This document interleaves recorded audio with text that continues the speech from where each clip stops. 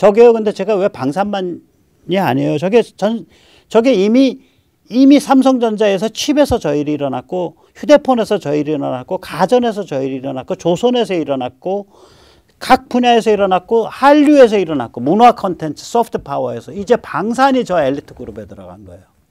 우리가 마치 한류가 뜨니까 이제 넷플릭스라든지 헐리우드의 영화 기획자들이랑 한국의 영화 기획자들이 커넥션이 생기는 것처럼 방산에도 저 엘리트 그룹에 들어가는 그런 현상이 있는 거예요, 지금. 자, 이런 상태에서 미국이 이 A사를 어떻게 대접했을까? 아직까지 미국은 문호를 안 열고 있습니다. 미국은 뭐가 있냐면 자기 레이더가 아니면 자기 시스템에 안 붙여요. 오히려 미국은 통신 위성서부터 쫙 데이터 링크해서 다 타고 내려와 있고 맨 밑에 굉장히 중요한 포인트가 레이더거든요. 그러니까 자기 미사일, 자기가 인정하는 방산 장비가 아니면은 자기 레이더 아니면은 안 끼워주는 거예요. 레이더를 안 끼워주게 되면 무기도 잘 못 들어가죠. 무기는 또 따로 뭐 통제받을 수 있지만, 예. 그런 문제가 있는 거예요, 저게. 그래서 저 레이더 체계가 미국이 비행기 안에 들어가서 어떻게 개겨볼 수 있냐. 우리 국내용 비행기 말고 이 데이터 링크를 같이 탈 수 있냐. 이 미국 쪽이나 나토의 데이터 링크를 탈 수 있냐. 이렇게 파고 들어가면 결국은 파고 들어갈 수 있다는 얘기예요. 그러면 이제 딱 나토 체제라고, 군사용어에서 이걸 나토 체제라고 그러는데, 나토 체제라고 불리는 저기로 파고 들어갈 수 있는 거예요. 윤석열 대통령 이번에 나토 회의 참석하는 그것 때 저 엘리트 그룹에 들어갈 수 있는 통로를 조금이라도 더 벌려놓고 오십시오. 그 맥을 찾아놓고 오십시오. 그러면 대한민국 방산이 미국 다음에 미국과 완전히 결합해서 역할 분담하는 그런 방산이 됩니다. 그러면 아까도 말씀드렸지만 일본은 손발이 묶여서 저거 안 되고, 일본은 엉뚱한 짓만 해요. 굉장히 그 가격 높아지는데 그 분야로 가면 기술적 그 완성도가 상당히 높을 수 있는, 근데 아무짝에도 쓸모없는 그런 쪽으로 자꾸 그 자기의 그 손발이 묶여 있는 데서 오는 그 한 맺힌 걸 풀어요, 일본은. 그래서 일본은 의미가 없어요, 제품으로서는. 무기도 제품인데 의미가 없고요. 유럽은 저렇게 배에 너무 기름이 껴있어요. 유럽 방산 따지면 아까 봤잖아요. 무솔리니 시대 때 은행 구제 금융기관이에요. 방산에 지금 제일 큰 손이 이탈리아와 다국적 기업의 큰 손이. 그래서 그 유럽은 배에 기름이 끈 늙은 집단들이라고. 다이내믹이 없어요. 미국은 뭔가 모르는데 아무튼 뭔가 좀 스텝이 꼬여 있어 갖고, 미국 나사가 우주산업의 최일선이 아니잖아요. 우주산업 최일선이 사기업인 스페이스X잖아요, 지금. 나사는 그냥 관리기구처럼 돼 있어요, 지금은, 미국은. 그러니까 미국은 그 자기 시스템하고 이거를 잘 아직 못 맞춰내서 시스템이 많이 엉클어져 있고. 근데 누군가는 굉장히 스마트한 탱크 만들어야 되고, 누군가는 굉장히 스마트한 장갑차 만들어야 되고, 누군가는 굉장히 스마트한 대공 자주포 만들어야 되고, 이런 것들이 다 미사일 탑재되어 있고 뭐 레이더 돌아가고 난리가 아니에요. 이런 게 그냥 옛날 게 아니에요. 옛날에 아니란 말이에요. 이게. 그거 누가 만들어줄 거냐고. 대한민국밖에 없어요, 이거. 대한민국밖에 없어요. 방탄소년단이 대한민국밖에 없듯이 똑같은 거예요. 그래서 예를 들어서 지금 KF-21 우리 내달에 아마 시험 비행할 겁니다. 이번 달에, 그러니까 우리가 참 감개무량한 걸 보는 거예요. 이번 달에 누리호가 뜬단 말이지. 액체 로켓이. 그래서 성공한다, 만약에. 근데 7월 달에 굉장히 그러니까 굉장히 성능이 좋은, 또 앞으로 성능이 굉장히 좋아졌어요. 그러니까 이걸 플랫폼이라 그러거든요. 뼈대, 몸통. 일단 뼈대나 몸통이 잘 빠져나야 거기에 나중에 이것도 싣고 저것도 싣고 저것도 싣고 저것도 싣고 해서 자꾸 업그레이드를 할 거 아니에요. 그 업그레이드 버전을 블락이라고 부릅니다. 블락. 그래서 숫자를 10, 블락 10, 블락 20 이렇게 블락 30 이렇게 써요. 그러면 저게 KF-21은 블락 30 정도까지 가면 뭐가 되냐면 F-35의 꽁무니에 가 있어요. 근데 F-35가 가격이 비싸고 고장이 잦아. 그리고 유지보수가 많이 들어. 그러면 성능은 F-35보다 처지는데 약간 비슷해진다는 소리예요. 플러스 마이너스 따지면. 저게 저렇게 잘 빠진 비행기예요. KF-35, KF-21이. 생긴 것도 F-35처럼 생겼는데 F-35랑 겉으로 이렇게 보면 거의 비슷해 보이는데 큰 차이가 F-35가 아마 엔진이 하나죠. 얘는 두 개고. 뒤를 보면 다르죠. 한국이 이렇게 방위산업 풀세트를 갖추게 된 게 이게 괴물소굴이에요. 이게 중국 애들은 동아시아를 괴물방이라고 부르더라고요. 괴물방. 괴물방이죠. 우리 같으면은 중국, 일본, 러시아, 다 북한이 일본은 뭐 괴물이라고 하더라도 배배 꼬인 무기력한 세계의 괴물, 그 다음에 배배 꼬인 무기력한 오기 덩어리. 뭐 이런 거죠. 우리 지금 넷을 둘러싸여 있는 오기 덩어리 거인 일본은. 그 안에서 살아남으려니까 우리가 풀세트를 갖추게 됐다고요. 이제 내일이면 우주발사체 완성되는 거고요. 그 다음엔 우주발사체 보세요. 2016년에 일론 머스크 보세요. 2016년에 2006년에 성공시킨 게 저거밖에 안 된 거예요. 우리 지금 내일 성공하는 누리호급이었다고요. 그럼 우리도 한 10년 지나면은 뭐 100톤 올린다는 소리예요. 이제 계속 밀고 나가면 10년 전에 100톤 올려요. 100톤. 그러면 저기 시장이 와 있다고. 러시아가 저 우주 쏘아 올려주는 서비스가 이제 망하잖아요. 안 되잖아. 우주로 쏘아 올리는 물건은 폭증하고 있는데 러시아는 누가 이제 러시아에 가서 그 쏘아 올리겠냐고. 시장이 확 열렸어요. 더 확장됐다고.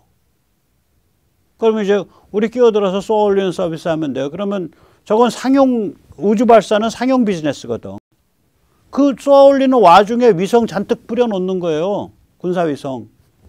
그 다음에 아까 말씀드린 저 빨간 글씨는 아직 개발이 안 된 것들이에요. 소형원자로. 문턱까지 가 있는데.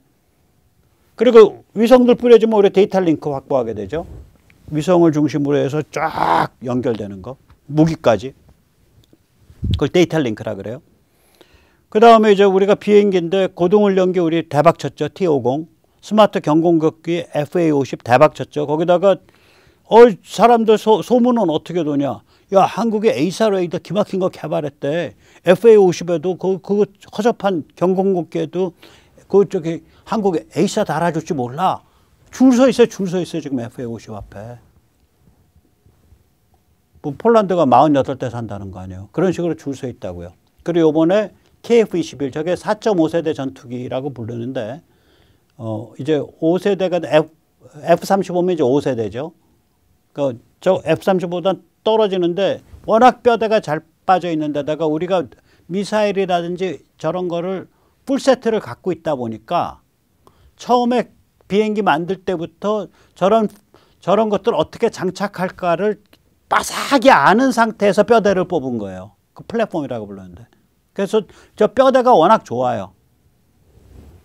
그 다음에 경무장 헬기, 요번에 한 100대 이제 곧 양산 들어갈 텐데 저거 때문에 중국 애들이 죽을라 그러죠. 수리온보다 훨씬 좋은 경무장 헬기 이제 나옵니다. 그 다음에 이제 차세대 헬기 사업으로 시속 500km로 날아가는 아주 파워풀한 헬기, 차세대 헬기.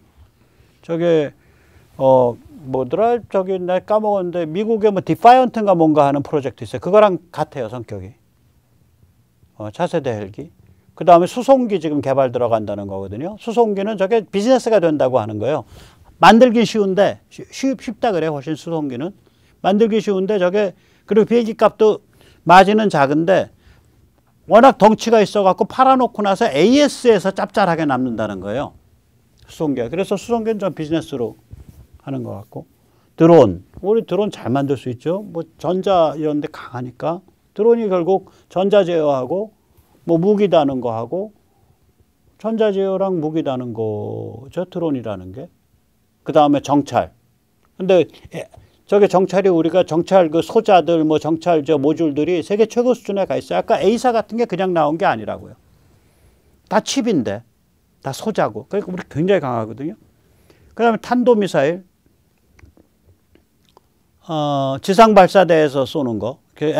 지상 발사대에서 쏘는 거. 그냥 발사대. 그 다음에 지상 MLRS. 지상 다연장 로켓 발사대. 저게 천무죠. 천무. 지상 발사대에서 쏘는 건 예를 들어서 천궁, 대공 미사일. 잠수함에서 쏘는 거 SLBM이죠. 현무의 SLBM이겠죠. 현무 쪽에서 쏘는 거. 현무. 그 다음에 함정에서 쏘는 거. 우리가 함정이 저거예요.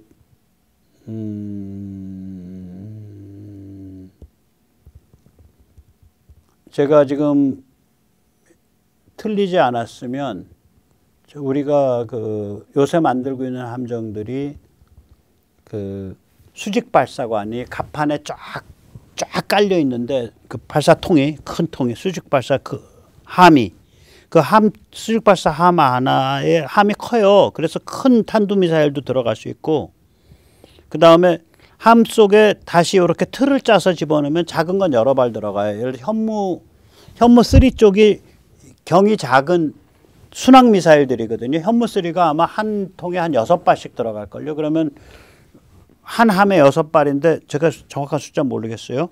근데 잘 발표도 안 돼요. 그리고 그게 만약에 발사함이 40개가 있다 그러면 현무 3가 200발 나가는 거예요. 쏘면. 무시무시하다고요, 지금. 저런 게 다 돼 있는 거예요, 지금. 제가 지금 노란색은 다 돼 있는 거예요. 로켓 제트 미사일인데 저게 이제 램젯, 스크램젯. 저거는 아직 안 돼 있어요. 잠수함 발사, 지상 발사, 함정 발사, 비행기 발사. 그건 발사처고 그다음에 상대방 노려보는 건 뭐 대함, 대지. 그다음에 보병 장갑차에서 발사하는 대전차 미사일이 있고요. 장갑차 탱크에서 발사하는 대공 미사일이 있고요. 그다음에 천궁과 같은 지상에서 쏘는 대공 방어망인데 천궁은 배에도 싣기도 하고요. 그러니까 뭐 다 되는 거예요. 그다음에 어뢰가 우리가 최첨단이에요. 거의 성격이. 그래서 중어뢰에서 경어뢰까지. 경어뢰는 잠수함 잡는 어뢰고 중어뢰는 전함 잡는 어뢰예요. 아주 좋아요. 저것도. 그러니까 어뢰가 그냥 쏘면 되는 게 아니라 표적을 계속 쫓아갈 수 있어야 돼. 배는 도망가니까. 또 배 도망가면서 뭐 못 쫓아오게 속이는 거 별거 다 해놓고 뿌리면서 막 도망갈 거 아니에요. 그거 뚫고 쫓아가야 돼요. 그래서 저 어뢰가 굉장히 이게 좋아야 돼요. 머리가. 그 다음에 이제 로켓과 포탄, 각종 먹통 로켓과 포탄은 당연히 있고요. 뭐 집속탄까지.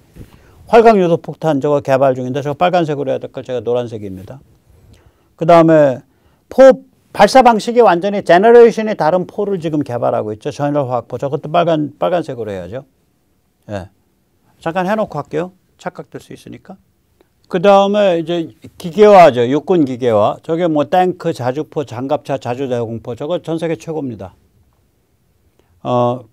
저게 이제 폼 잡고서 독일 같은 데서 이제 팔려고 내놓는 건데 저게 안 되는 거예요. 그 다음에 이제 뭐 요번에 이제 폴란드 같은 데 와서 이제 저거 보였던 게 이제 고속 유탄 발사기. 그 다음에 지금 아마 한창 개발 중일 때 CMT 총. CMT 총은 이제 특별한 총알인데요.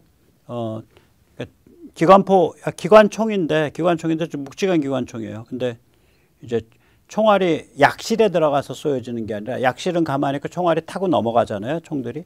그러니까 다르륵 올라가잖아요. 그게 아니라 약실이 아니라 총알을 담는 방이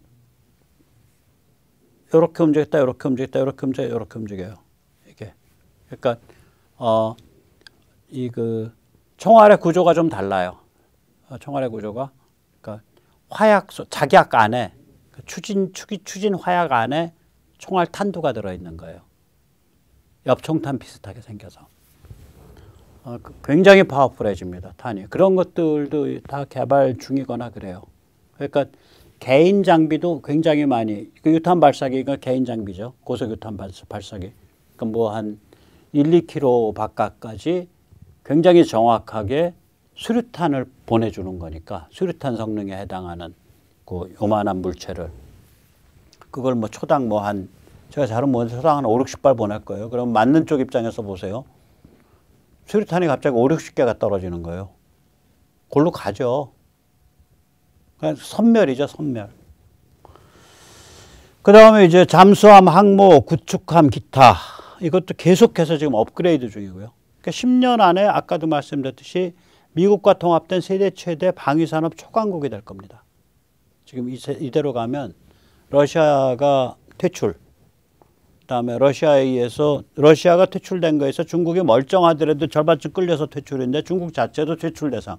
러시아, 중국 둘 다 퇴출. 그 중국은요. 자 보세요. 손잡을 아까 이스라엘 회사랑 중국이 손잡을 수 있어요?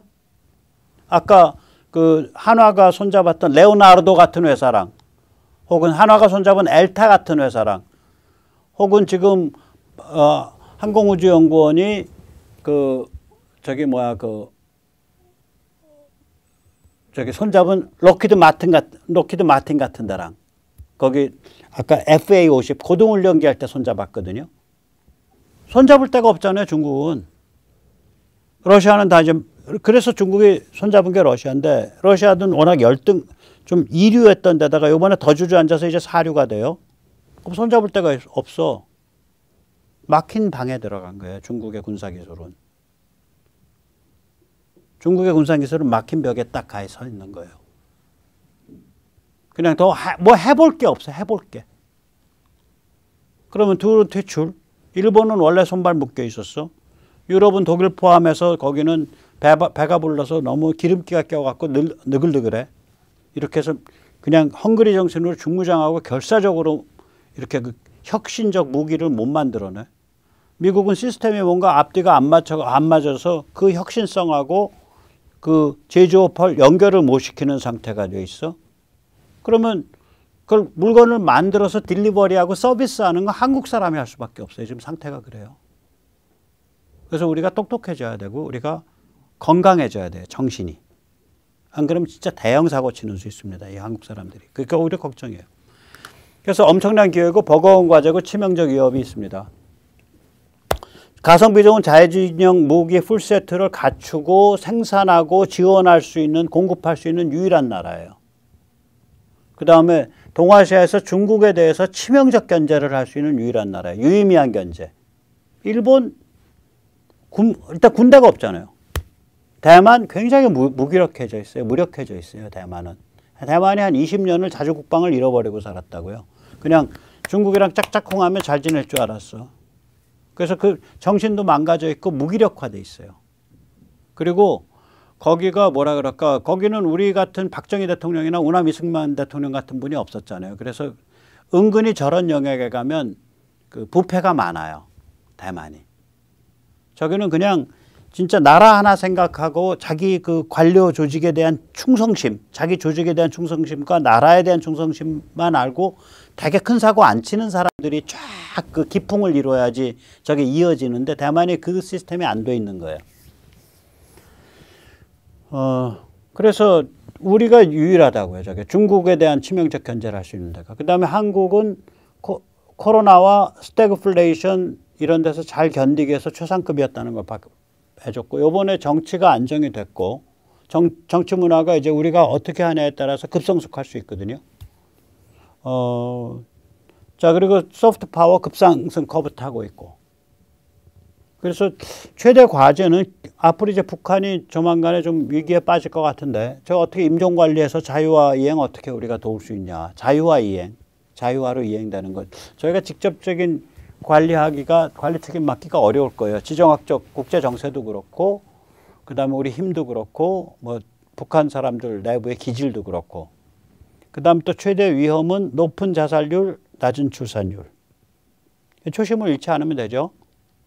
초심 잃지 않는다는 건 뭐냐면 내가 원래 이 길을 어떻게 하다가 들어섰지?